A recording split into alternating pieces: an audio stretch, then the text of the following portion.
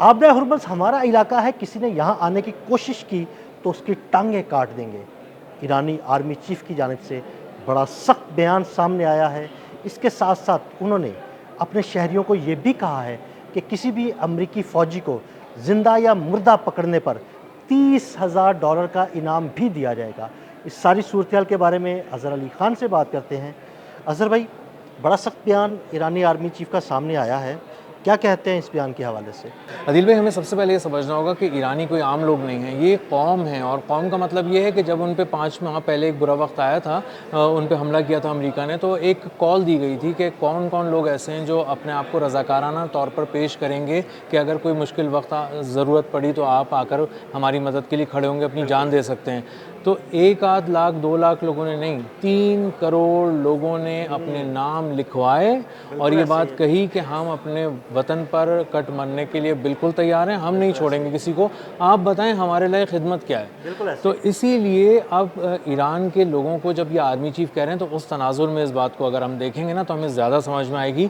वो अपने 9 करोड़ आबादी के मुल्क को ये कह रहे हैं कि अगर तुम किसी तरह की ग्राउंड इन्वेजन में किसी अमरीकी फ़ौजी को देखो तो या तो उसको मार दो या फिर उसको गिरफ़्तार कर लो, पकड़ कर बांध दो और बांध कर हमें फ़ोन कर दो। ईरानी पासदारान इन्क़िलाब तुम्हारे पास पहुँचेंगे, उसको तुम्हारी तहवील से ले लेंगे और उसके बाद तुम्हें एक इनाम दिया जाएगा $30,000। और $30,000 भी उन्होंने शायद दुनिया को समझाने के लिए कह दिए। मैं इस बात पर बिल्कुल कन्विंस्ड हूँ कि अगर ईरानियों को आप ये भी कहेंगे ना कि तुम मुफ्त में पकड़ के दे दो तो वो दे देंगे। वो अपने मुल्क के लिए जान भी देने को तैयार हर वक्त रहते हैं।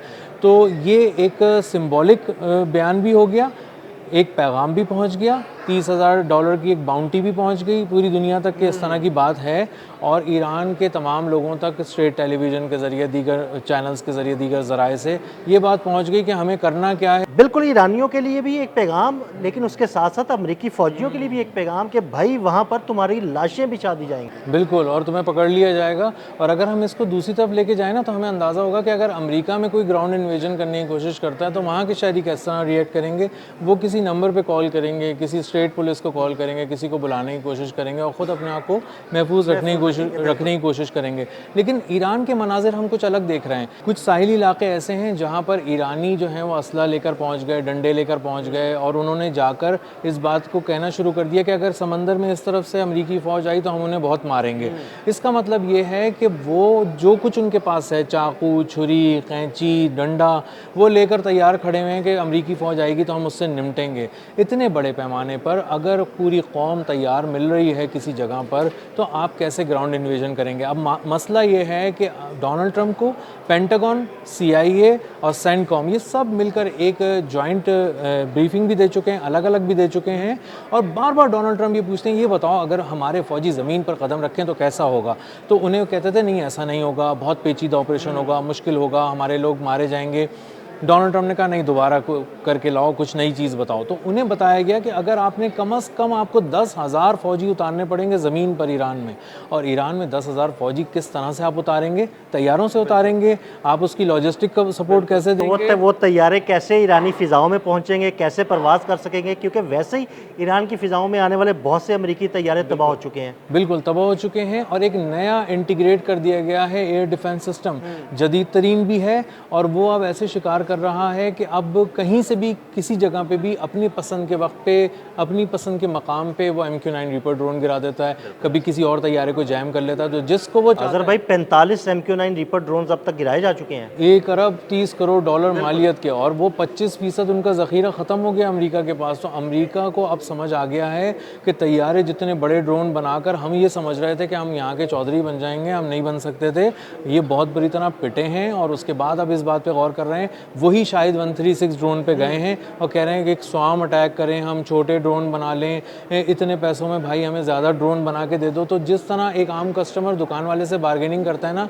हमें सस्ते में ये दिखा दो, हमें सस्ते में नए ड्रोन दिखा दो, इस तरह खड़े होकर डोनाल्ड ट्रंप अपना रेट लगा रहे हैं ड्रोन। अच्छा अज़हर भाई, ये तो हो गया कि जो उन्होंने ईरानी शहरियों को पैगाम दिया कि भाई किसी भी अमरीकी फ़ौजी को ज़िंदा या मुर्दा पकड़ने की सूरत में $30,000 दिए जाएंगे। एक तरफ तो ये बात होगी, दूसरी तरफ ईरानी आर्मी चीफ ने टांगे काट देने वाला जो बयान दिया है वो बड़ा सख्त है।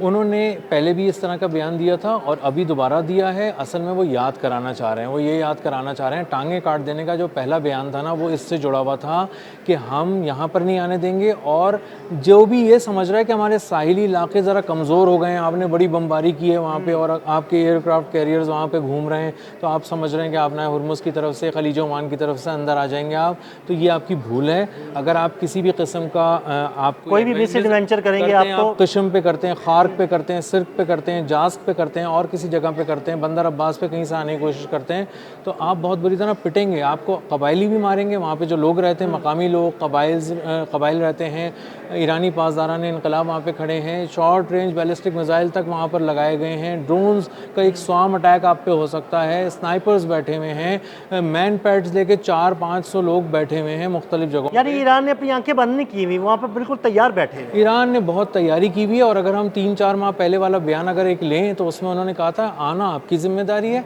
भेजना आपकी हमारी जिम्मेदारी है और हम ताबूत भी फ्री में फराम करेंगे। तो ये एक बहुत सख्त बयान है और इसको मजाक नहीं लेना चाहिए और नहीं ले भी रहे।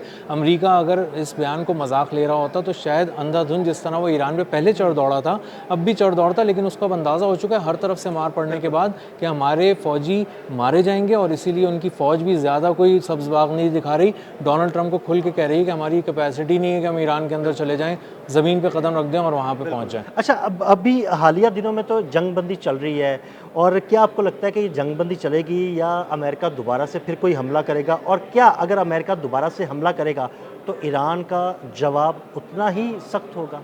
अमेरिका का एक हमला ड्यू है, बड़ा हमला ड्यू है और वो है समंदर में हमला। उससे कोई एक इम्प्रेशन देना है कि मैंने अपना हुर्मुज़ पे एक बड़ा अटैक किया और दुनिया मेरे एंगल से चीज़ों को देखे तो मैं जीत गया हूँ, ईरान हार गया, अब मैं यहाँ से जा रहा हूँ, तो वो एक अटैक ड्यू है। उसके लिए जितना एरियल कवर उनको देना है उसके लिए सारी चीज़ें वहाँ पर मौजूद हैं। एयरक्राफ्ट कैरियर्स की अलाइनमेंट भी चेंज की जा रही है, बहुत सारी चीज़ें चेंज कर रहा है अमेरिका। बल्कि एक नया एयरक्राफ्ट कैरियर भी भेजा जा रहा है। जी, वो बस पहुँचने वाला है, वो अब्राहम लिंकन को रिलीव कर देगा, वो अपना मुल्क चले जाएगा अमेरिका और जॉर्ज वाशिंगटन यहाँ पर आ जाएगा। तो एक नए एयरक्राफ्ट कैरियर के ज़रिए वो ये देख रहा है कि किस तरह मैं यहाँ पर हमला कर सकता हूँ और एक हमला वो करना चाहते हैं, लेकिन असल में एक प्रॉब्लम उनको ये आ रही है कि वो एक तवील जंग नहीं लड़ सकते, उनके पास असलहा ख़त्म हो गया है। तो अगर वो तवील जंग छेड़ दी और जो कि ईरान छेड़ सकता है और उसने हैरान कर दिया अपनी बैलिस्टिक मिसाइल की प्रोडक्शन करके, तो वो तमाम आर्सेनल को उसने दोबारा भर लिया अपने, तो इसका मतलब ये है कि अमेरिका करना तो चाहता है लेकिन मुझे लगता है कि वो ये करना चाहता है कि एक बड़ा हमला करे, उसके बाद शोर मचा दे, जनाब हमने बड़ा हमला कर दिया, तबाह कर दिया,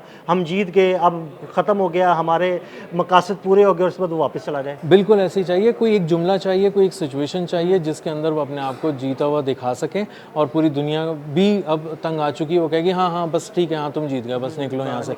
लेकिन ईरान उतना भी नहीं करने दे रहा, ईरान इसकी भी इजाज़त नहीं दे रहा। वो कह रहा है कि तुम वैसे तो जंग हार चुके हो, पिट चुके हो हमसे, लेकिन तुम किसी कवर में छुप के यहाँ से निकल नहीं सकते, हम तुम्हें ये भी करने नहीं देंगे। और इसीलिए उसने बांध के रखा हुआ है, थका के रखा हुआ है, लॉजिस्टिक्स के मद में, दीगर मद में करोड़ों डॉलर रोज़ाना फूक रहे हैं वो लोग। पूरी पूरी एयर बेसिस लॉजिस्टिक्स हब उठा के उन्होंने उखाड़ कर डिएगो गार्सिया भेज दिए हैं और पैसिफिक जो ओशन में जो सारी अलाइनमेंट है वो तक ईरान की वजह से चेंज हो गई है। तो अमेरिका इस वक्त जापान और कोरिया से लेकर मशरिक़ वस्ता तक पिट रहा है, फ़ौजियों को तितर बितर हुए हुए हैं उसके, उनको सेट करने में लगा है, अपने आप को जमा करने में लगा है और कोई ऐसा जुमला ढूंढ रहा है जिससे वो कह सके कि मैं जीत गया, ईरान हार गया। अच्छा अजहर भाई, इन्होंने अपनी लॉजिस्टिक्स जो है वो मशरिक़ वस्ता के अड्डों से उठाकर डिएगो गार्सिया भेज दिया या कुछ और अड्डों पर भेज दिया, तो क्या मशरिक़ वस्ता में जो मौजूद हैं अड्डे उनके, वो तकरीबन मुकम्मल तौर पर खाली हो चुके हैं? नहीं, वो मुकम्मल तौर पे खाली नहीं है, वहाँ भी बोर्ड वगैरह लगा हुआ है कि ये मुआफ़िक़ सल्ती एयर बेस है, ये फ़लाँ एयर बेस है, वहाँ पे 2-4 डब्बे भी रखे हुए हैं, चीज़ें रखी हुई हैं, लेकिन वो डब्बे वो सामान हर किसी काम का नहीं है, क्योंकि उसको आप जब इस्तेमाल करेंगे ना दुगनी शिद्दत से वहाँ जवाब आएगा। तो अगर वहाँ कोई मिसाइल रखा भी है तो अब उसकी कोई अहमियत नहीं है, वहाँ अगर कोई जदीद तरीन एयर डिफेंस सिस्टम रखा है तो अब उसकी कोई अहमियत ही नहीं है। ईरान ने कोई मिसाइल दागा ही नहीं पिछले कुछ दिनों के अंदर, क्योंकि अमेरिका खुद हाथ जोड़े खड़ा है कि हम तो यहाँ से कुछ भी नहीं करते।